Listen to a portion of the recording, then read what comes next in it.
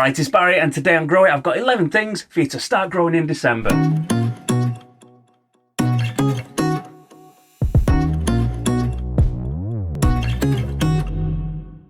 It's been a bit of a funny month this month between the allotment getting broken into, and for the last 2 weeks it hasn't stopped raining, so my allotment is now flooded. It's completely underwater, and that is why today I am in the shed. And as you can see, I haven't spared any expense whatsoever when it comes to decorating for Christmas. So before I start, don't forget to subscribe to my channel for a new gardening video every week with plenty of things for you to do right through winter, including my monthly growing guides just like this one.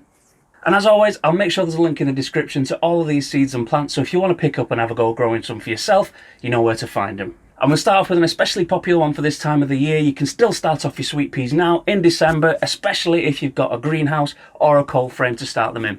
Pot or container sowing is generally more reliable than direct sowing, but both are an option. If you're sowing them now in December, you can also increase the chances of early flowers by keeping your seedlings in a cold frame or a cold greenhouse during the coldest winter months, just to prevent the seedlings from becoming leggy. I did do a demo a couple of weeks ago just on how to start your sweet peas, so I'll make sure there's a link in the description to make that easy to find. A great vegetable to start off in December is lettuce, and you can start sowing these now in your cold frame or your unheated greenhouse. You can start your lettuces off in containers or trays, and make sure you do a sowing every couple of weeks so that you've got a non-stop supply of lettuces all year round. When you're sowing in winter, it's best to get a cold-resistant, winter-hardy variety like Winter Density or Arctic King, which will grow much happier despite the lower temperatures. Growing lettuce from seed is such great value and requires very little effort. If you've got the space, you can buy a pack of seeds for around £1 and grow 1,000 lettuces over a number of years, so that's like 5p for 10 lettuces. You can also check out my guide for growing lettuces indoors in containers, and you'll be harvesting lettuces in no time. Towards the end of the month, you can start sowing snapdragons, which look great in containers or pots, or even just straight in the ground in your beds. They're really easy to grow, and all you need to do is fill a seed tray with compost and sow the seeds thinly on the surface. You don't even need to cover them with compost. Seal the tray in a polythene bag and put it on a windowsill, maybe in your kitchen or in your greenhouse, and they'll be absolutely smashing.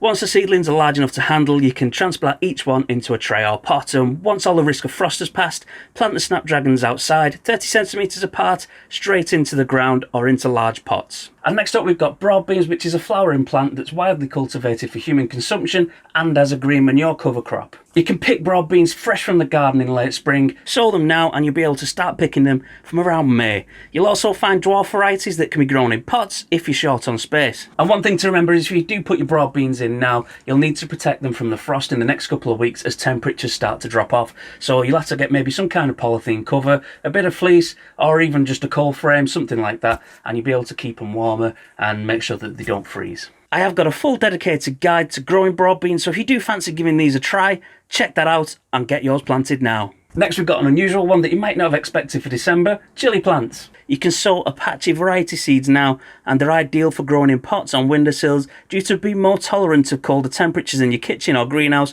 than other varieties. A single plant will grow tons of medium-sized hot chilies in a variety of colours from yellow to red, which measure up to 75,000 on the Scoville heat scale, and for the hottest chilies, grow your Apache chilies in full sun and water sparingly.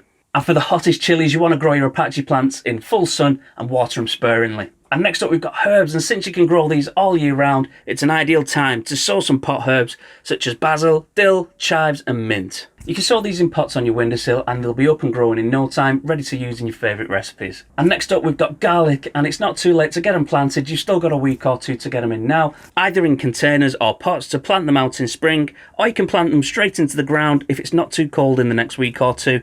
It's easy to grow and you get loads and loads of garlic bulbs if you grow them in a sunny site. Garlic does need to go through a period of chilling to stimulate it into leaving its embryonic phase of dormancy, so it is best planted now in winter, ready for the coldest months. And I did do a full guide on growing garlic a couple of weeks ago, so make sure you check that out as well if you're going to have a go at growing some of these and get some really good plants going ready for next year. A perfect plant to start off in December is rhubarb, which is an attractive hardy perennial with large green leaves and red, pink or green stalks, which are usually used in desserts like pies and crumbles. Rhubarb stems are usually picked in spring, but you can cover your plants with pots or buckets to force the plant into producing an early crop of stalks in late winter. The flavour of the rhubarb varies in sweetness depending on the age of the stems. Rhubarb can be grown from seed, or you can grow it from crowns, which is an established plant that's at least a year old. crowns produce a crop in the first harvest season after planting, which is much sooner than growing rhubarb from seed, which can take 2 to 3 years to produce a suitable crop. Rhubarb can also be grown in pots as long as they're at least 50 centimetres wide and deep. You can also still plant your tulip bulbs now, just as long as the ground isn't already frozen, and make sure you check the weather for the next couple of days just to make sure that there isn't going to be a frost. Tulips make ideal bedding plants combined with annual or biennial planting, and tulips can also be really good in containers, and they look great when planted with other plant species. Tulips grow best in fertile, well-drained soil in full sun, sheltered from strong winds, and like other bulbs, they dislike excessively wet conditions. Plant the bulbs at least 2 times the width of the bulb apart and 2 or 3 times the height of the bulb deep.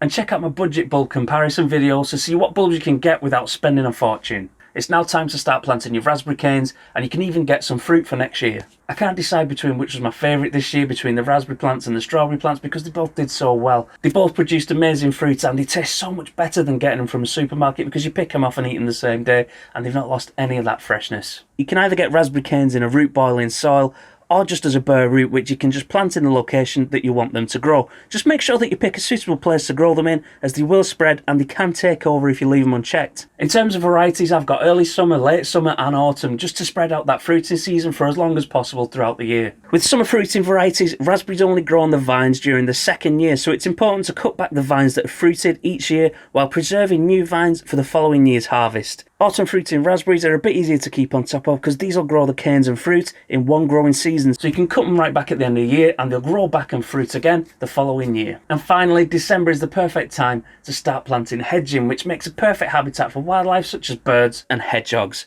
As hedgehogs are rapidly disappearing across the country, a lot of animals are finding their natural habitats reduced, so this is a really beneficial range of plants to include in your garden. Some popular varieties include privet, hornbeam and blackthorn, and it's worth remembering that hedgerows need maintaining, so only plant them if you can commit to cutting them back frequently in summer and keeping on top of them. So that's it for today and our last grow guide for 2020. Still got a couple of videos to come before the end of the year, but then we go into January and the January grow guide where things start getting a bit more interesting and we can start getting a few more things ready to go in for spring. So yeah, really looking forward to that. And then we've got all of those really good videos coming up, and we've got the 2021 tomato experiment that I'm really looking forward to, so that's going to be great as well. So don't forget to subscribe to my channel so that you don't miss all of those videos that are coming up, and I'll see you next time.